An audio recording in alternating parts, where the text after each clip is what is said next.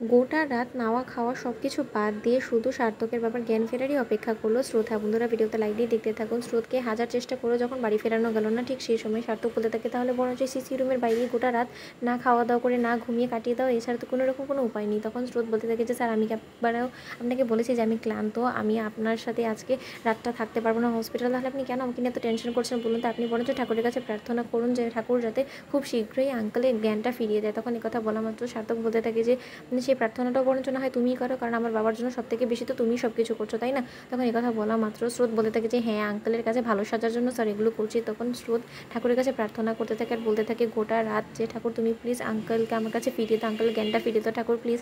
তখন কথা বলতে না বলতে সাত সকাল হওয়া মাত্রই সার্থকের বাবার জ্ঞান ফেরা মাত্র নার্স বাহিরে এসে বলতে থাকে যে আপনাদের পেশেন্টের জ্ঞান ফিরে এসেছে, সে রেসপন্স করছে। তখন কথা বলা মাত্র সার্থক ছুটে গিয়ে স্রোতকে বলতে থাকে যে স্রোত, তুমি নাওয়া খাওয়া সব কিছু বাদ দিয়ে গোটা রাত ঠাকুরের কাছে প্রার্থনা করছো, ঠাকুর তোমার সেই প্রার্থনা শুনেছে, সে সাড়া দিয়েছে, ঠাকুর আমার বাবাকে আমার কাছে ফিরিয়ে দিয়েছে, বাবার জ্ঞান ফিরে এসেছে। স্রোত তখন কথা বলা মাত্র স্রোত সার্থককে জড়িয়ে ধরে বলতে থাকে স্যার, আপনি সত্যি বলছেন, আপনি মিথ্যে বলছেন না তো, আমাকে মিথ্যা আশ্বাস দিচ্ছেন না তো? তখন কথা বলা মাত্র স্রোত বলতে থাকে যে না স্যার, আমার কেন জানি না এখনও বিশ্বাস হচ্ছে না। তখন সার্থক বলতে থাকে তাহলে বরঞ্চ তুমি একবার না হয় কেবিনের বাইরে গিয়ে নার্সকে জিজ্ঞেস করে আসো। তখন নার্সকে জিজ্ঞেস করা মাত্র নার্স বলতে থাকে যে হ্যাঁ ম্যাডাম, আপনার আঙ্কেলের জ্ঞান ফিরে আসা মাত্রই সে স্রোতের কথাই বারবার করেই বলছে, আপনি যদি স্রোত হয়ে থাকেন তাহলে প্লিজ একবার আপনার আঙ্কেলের সাথে গিয়ে দেখা করে আসবেন। তখন কথা বলা মাত্র স্রোত বলতে থাকে যে স্যার, আমার প্রার্থনা কাজে দিয়েছে।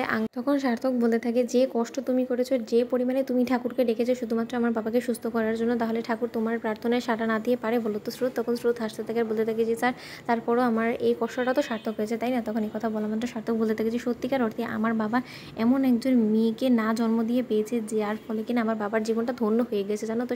ওদিকে স্রোত বলতে থাকে যে স্যার, এরকম করে আমরা বাইরে দাঁড়িয়ে কি বকবক করবো নাকি? আঙ্কেলের সাথে কি একবার দেখাও করবো?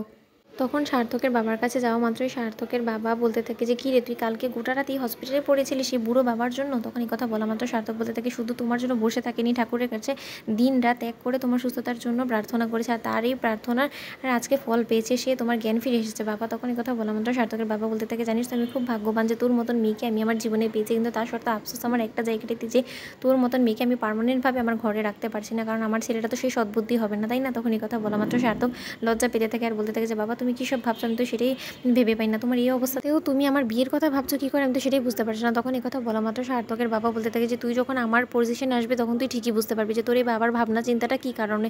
তখন কথা বলা মাত্র সার্থকের বাবা বলতে থাকে যে সত্যি কথা স্রোত, তোকে যদি আমি আমার বাড়ির বউ করে আনতে পারতাম তাহলে আমার জীবনটা ধন্য হয়ে যেত। তখন কথা বলা মাত্র স্রোত লজ্জা পায়, বলতে থাকে যে আঙ্কেল, তুমি সব কী সব কথা বলছো বলো তো? তুমি একই সুস্থ হয়ে তারপরে এইসব কথা পরে হবে না। তখন কথা বলা মাত্র সার্থকের বাবা বলতে থাকে না, এখনই হবে। তো বন্ধুরা, ভিডিওটি ভালো লাগলে সাবস্ক্রাইব করতে ভুলো না।